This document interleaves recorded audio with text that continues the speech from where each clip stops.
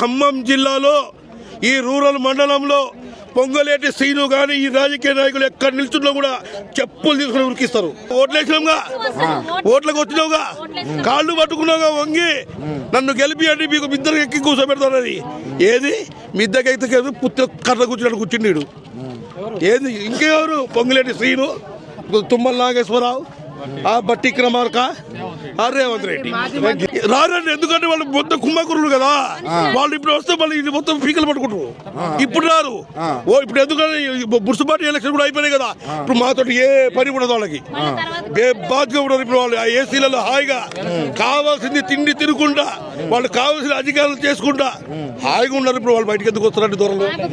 దొరలు లక్షల ఎకరాలు ఉండొచ్చు, కోట్లు ఉండొచ్చు, అంతస్తుల మీద అంతస్తులు ఉండొచ్చు, ఏసీ బెంచింగ్ కార్లు ఉండొచ్చు. పేదోడికి 100 గజాల భూమి ఉండొద్దు. ఈ దేశ ఓటు మాత్రం మనకు వస్తుంది. అయింది మరి. అదే పాప పువ్వారాజా గారు ఉన్నప్పుడు, ఆ రాజకీయం ఉన్నప్పుడు అట్లా చూసి చూడకుండా వెళ్ళిపోయాడు. మాకు చూసి చూడకుండా వెళ్ళిపోయాడు. మేము కరెంట్ లాక్కున్నాం, మమ్మల్ని ఎవడు ఏమల్లా. మేము నీళ్లు మేము మోటార్లు పెట్టుకున్నాం, మమ్మల్ని ఎవడు ఏమల్లా. కాంగ్రెస్ రాజకీయం వచ్చింది, దొంగ రాజకీయం అయిపోయింది. ప్రమాణం పూర్తిగా చెప్తున్నాం. మా పిల్లలు స్టార్ట్ చేసి మేము మొత్తం కాంగ్రెస్కి ఓటేసినాం. మాకు కాంగ్రెస్ కావాలి, కాంగ్రెస్ ఓటేసినాం. కానీ మాకు ఏది చేయలేదు.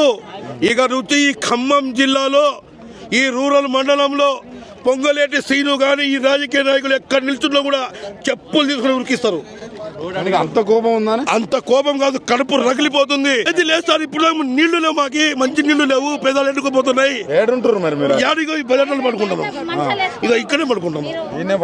మా సామాన్లు కూడా ఏడునే తెలియదు. మొత్తం మట్టి కప్పారు. మాకు టైం కూడా ఇవ్వలేదు. వండుకోవడానికి కూడా ఏమీ లేవు సార్. ఏమి లేవు. ఏమి మరి వాళ్ళ పాప రాజకీయ నాయకులు పాప కూడా సార్. అన్ని అనుమతి వాళ్ళు. రేవంత్ రెడ్డికి ఏం చెప్తారు? నేను రేవంత్ రెడ్డికి చెప్పేది ఒకటే, ఈ రాజకీయాలు మొత్తం మానేయండి. మీరు ప్రజారాజ్యం అన్నారు, పేదల రాజ్యం అన్నారు, హస్తం పార్టీకి ఓటేయండి అన్నారు. మేము వేసాం కాబట్టి, మీరు గెలిచారు కాబట్టి మాకు న్యాయం చెయ్యాలా. మాకు న్యాయం చేయాలా. చేయకపోతే మాత్రం మందు డబ్బాలు తీసుకొని ఇక్కడ కూర్చుంటాం. ఖమ్మంలో మళ్ళీ కాంగ్రెస్ పార్టీ అనేది బుడేదే కూడా చేస్తాం. ఇది మాత్రం పక్క. ఇది రాసి పెట్టుకొని ఈ తారీఖు నుంచి మళ్ళీ కాంగ్రెస్ పార్టీ ప్రభుత్వం అనేది పుట్టు పురాణం కూడా చేస్తాం.